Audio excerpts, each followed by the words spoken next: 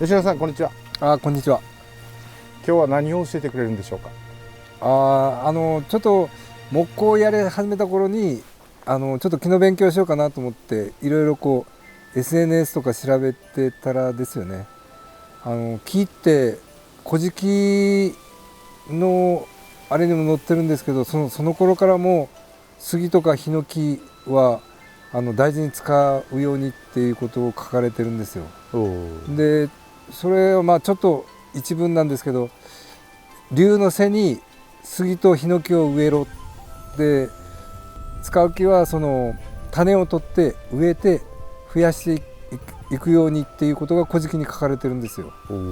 だからもうその頃からその杉ヒノキっていうのを大事に使うように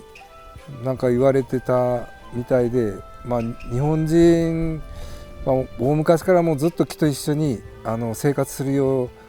うな環境で育ってるのかなと思ってるんですよね。で本当もう何ですかね、高度成長期コンクリートとか鉄骨とかがこう流行ってきて海外からもうその時期だけですよね。それまではもうずっと木と一緒に桶でもそうやし、生活の一部として木と一緒に生活してきたんで、また今ビルの中に入れたりとかその橋を架けたりとか、そういうふうに木をまた使うようになってるんですけど、やっぱ木と一緒に生活するのが日本人のもう昔からの習慣みたいになってるんじゃないですかね。いくらこう時代が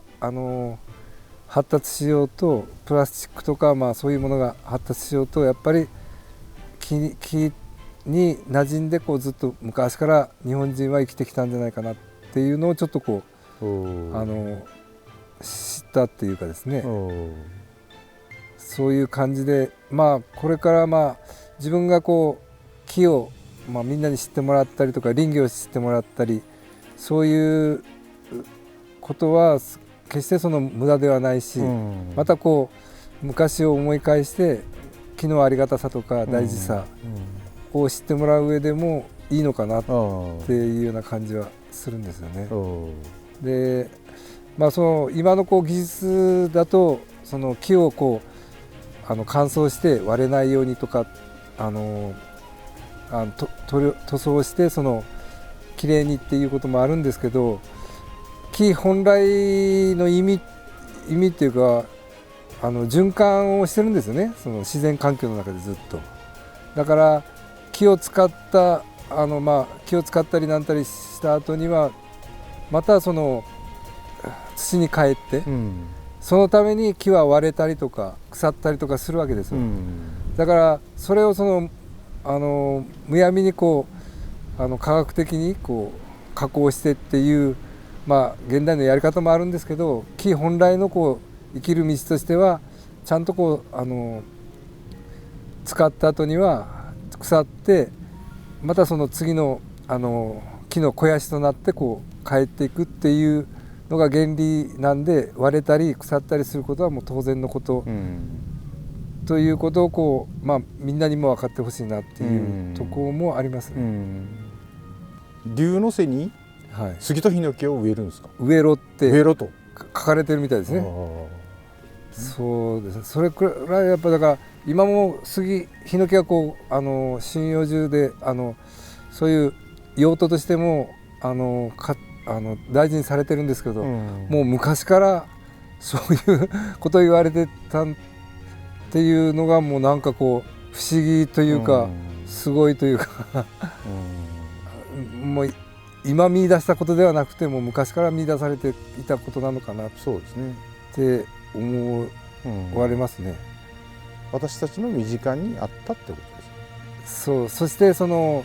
れが使いやすい木材として、その生活の中でおそらく何ですかね、家を建てたりとか、桶を作ったり下駄を作ったり成長もしやすく加工しやすいっていう面で、もう昔から見出されていたんじゃないかなと思いますね。今こういろいろ取り出されてる CO2 をちゃんとこう吸って酸素に変えてくれたりとか、雨がザーッと降ってもちゃんとこう保湿をして、地面というか根っこにこう水を蓄えておいて少しずつ出しながらこう、供給しているっていう、そういう仕事はちゃんとしてますよね。だから山も大事、杉は私たちの身近にあってもっと大事、で吉永さんはずっとこの杉に携わってる、自分たちは切るだけなんですけど、山も少しは持ってるんで苗木を育てたりとか、木を植えたりしてそして育ててっていうことの循環がこうなされないと、みんなにも供給できないし、またその自然も守れないし、集中豪雨とかそういう豪雨がこうあって山が壊れたりしますけど、やっぱそういう面でもやっぱ木を育てるっていうことはこう大事、育林っていうことは大事ですね。人が手入れしないから崩れるんですかね、あれ。そうですね。ちゃんと間伐をしたりとか、下払いをしたりとか除伐をしたりして密集して育ったりすると、風に弱かったりとか、そういうことになってくるんで、除伐をしたりとか間伐をしたりっていう作業がやっぱ大事になってきますよね。山を守っていく上では。林業は大事と。そうですね。国道を守っていく、やっぱ日本を守っていく上でも重要な役割を、今も政府がそういうことを言ってきたんですけど、だんだんやっぱ木を使って国産の木を使ってからなんていうのも、その裏にはやっぱ日本のそういう自然というかそういうのを守っていかないかんし、土地自体も守っていかないかん、水も守っていかないかん、酸素も供給してもらわんといかんっていう意味で、やっぱ一つの大事な産物じゃないんですかね。だから、山を守る、国土を守る、CO2 とか循環もそうですけど、そういうのを守るためにやっぱり林業の世界って大事ですよね。そうなんですよ。自分もこうやる中でこう、木で自分たちも生活してるし、でやっぱ本当日本国民にとっても大事な産業じゃないかなって思いますよね。林業は割と機械化を進めてくれたりとか、政府がこういろいろそういうので手厚く補助金を出したりとかして、確かに人は少なくなったんですけど、そういうのでその機械化を進めることによってまたこう復活して今宮崎県は杉の生産日本一っていう形でこうやってるとこなんですよけどね。だからそういうなんていうかな、時代の流れっていうかな、機械化が進んできて、昔みたいにハードじゃなくなったおかげで、若い人たちが山仕事をするとか、社長のとこもそうですけど、女性が入ってきたりとか、昔から比べるとだいぶ楽になったし、やりやすくなったんですけど、それと一緒にこう資金がこう結構機械を払っていくっていう面ではちょっと大変なことはありますよね。そのあたりがちょっと不安はあるんですけど、これから搬出だけじゃなくてまた木工とか木を生かせることができれば、俺たちもこう新たな森っていうか林業のやり方も考えていかんといかんかなとは考えてますね。その部分はめちゃめちゃ期待してるんですけど俺たちもそういうのが分かってもらって、木の良さを分かってもらって、こういろいろこうそういうのを買ってもらえればありがたいなとは思うんですけど、いろいろアイデアはこれからこう出していって、もっとこう喜んでもらえる、身近にこう木とか林業を感じてもらえるようなものができればなとは思ってますね。期待してますからね。はい社長一日今日機械に乗ってましたね。ですね。ああやってやっぱり木を出すためにこう道をこう作って、搬出路を確保して切ってですよね。そうですね。だからこうイメージしているよりこうなかなか進まないですよ、前にね。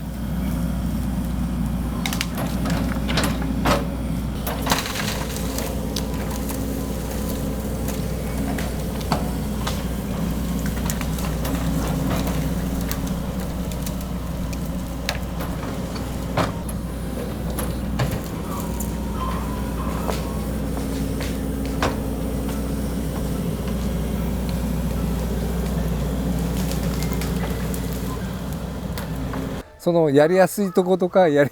にくいとかと技術がいったりとか、そういうこう土地の条件によってもいろいろやりやすいところもバーッといけるんですけど、やっぱこうやりにくいとことか、ここは町道なんですけどの近くで、もうあんまり無理はせんようにして、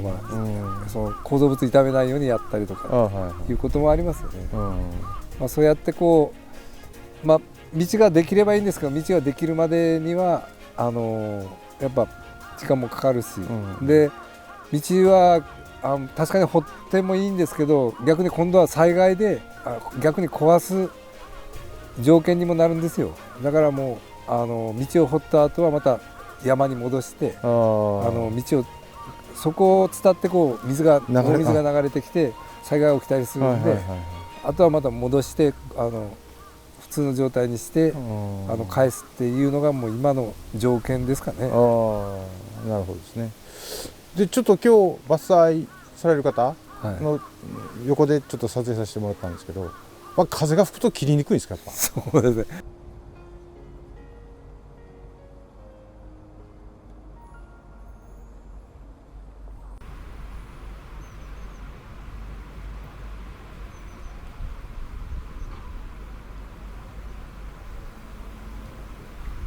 からまあそのあたりが技術をがないと、まあそれには矢を使ったりとか、はいはい、まあ受け口をどうやってやるか、風がこっち吹いとる時にはまあ普通のこうつるっていうんですけど残すとこがあるんですよね、はいはい、それをこう多めに残して矢で無理くり倒して方向つけて倒すとか。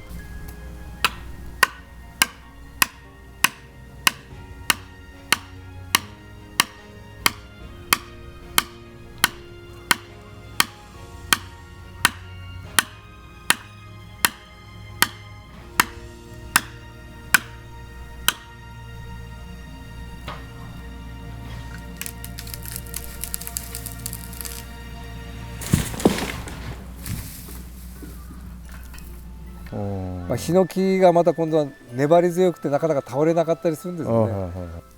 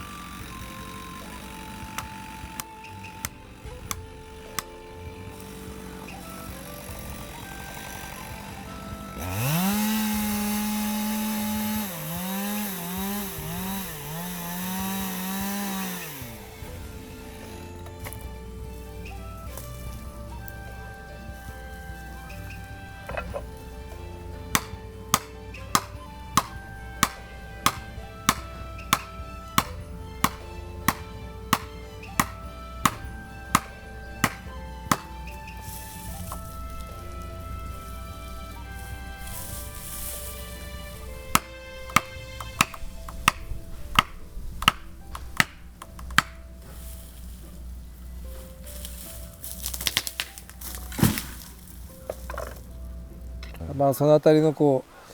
う技術なりこう、まあ、大変なとこがあるんですけど、